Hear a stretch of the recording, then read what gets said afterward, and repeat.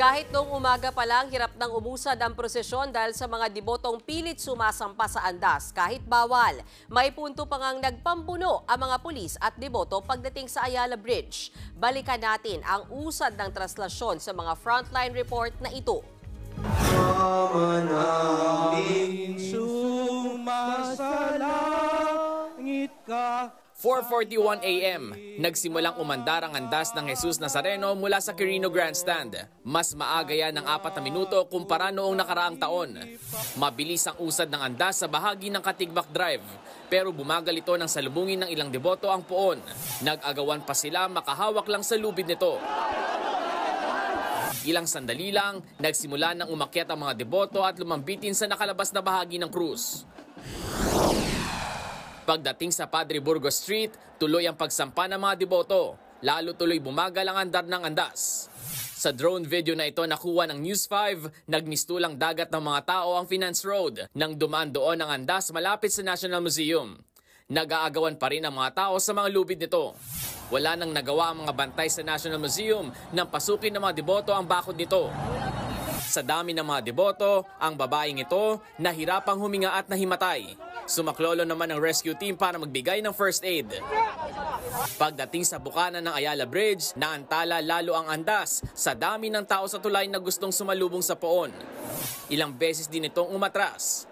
Ayon sa isang deboto, naputol lang isang lubid ng karo. May mananalya pa rin naman sa likod eh. So forward pa rin naman yung andas. Pagkaliwa sa Palangka Street, mas naging siksikan.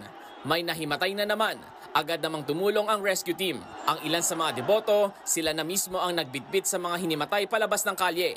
Nagbabalita mula sa Frontline, Dave Abuel, News 5.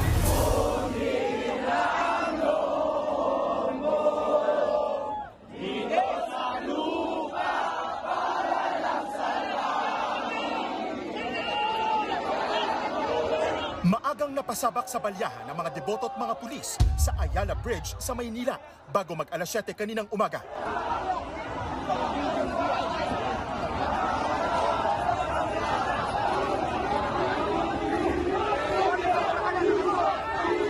Hindi nagpaawat ang mga deboto na tumawid ng tulay para salubungin ang andas ng Jesus Nazareno.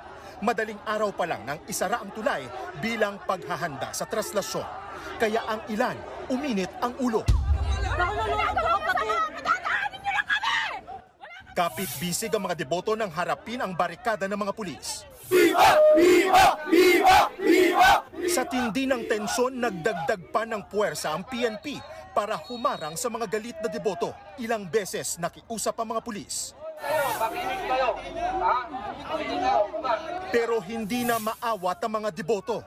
Sir, nirespeto namin sila kaso panata talaga namin nila. Hanggang sa ito na ang mga sumunod na eksena.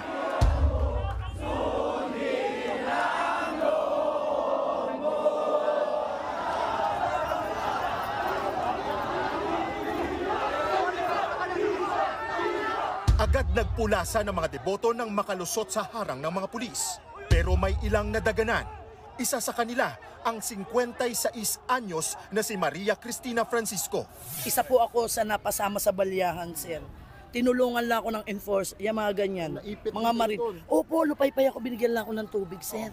Sugatan naman ang pulis na ito ng maipit at maapakan sa ulo. Agad siyang nilapatan ng first aid.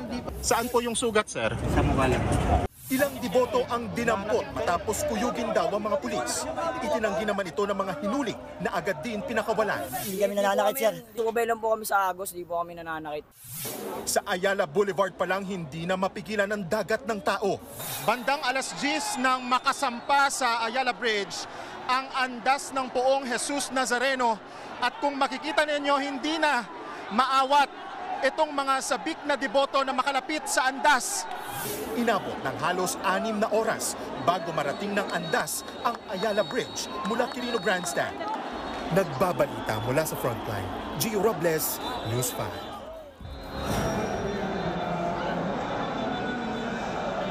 Kumanta muna ng isang panalangin ang dagat ng mga debotong nakaabang sa traslasyon sa Arleg Street sa Quiapo, Maynila. Maya-maya, unti-unti nang gumalaw ang mga tao.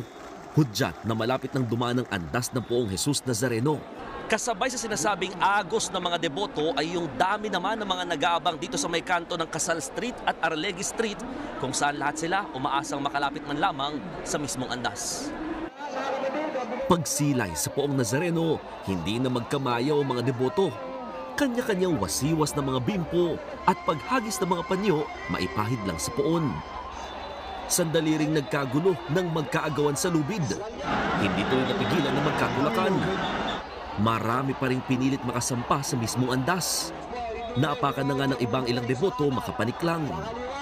At kahit ilang beses mo pinakiusapan ng mga Hijos del Nazareno na nakabantay sa paligid, hindi pa rin naawat ang mga debotong gustong personal makapagpahid o makahawak man lamang sa andas. Pati ang bahagi ng krus na nakalabas, pilit niyayakap at hinahalikan ng mga nakakasampa rito. Kasabay niyan ang mayat-mayaring pagtakbo ng mga medical team. Marami kasi ang mga naipit at hindi nakahinga dahil sa dami ng tao na nagsiksikan sa masikip na kalsada.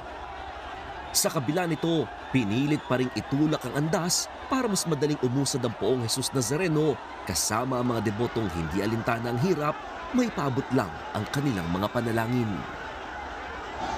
Nagbabalita mula sa frontline, Mon Gualvez, News 5.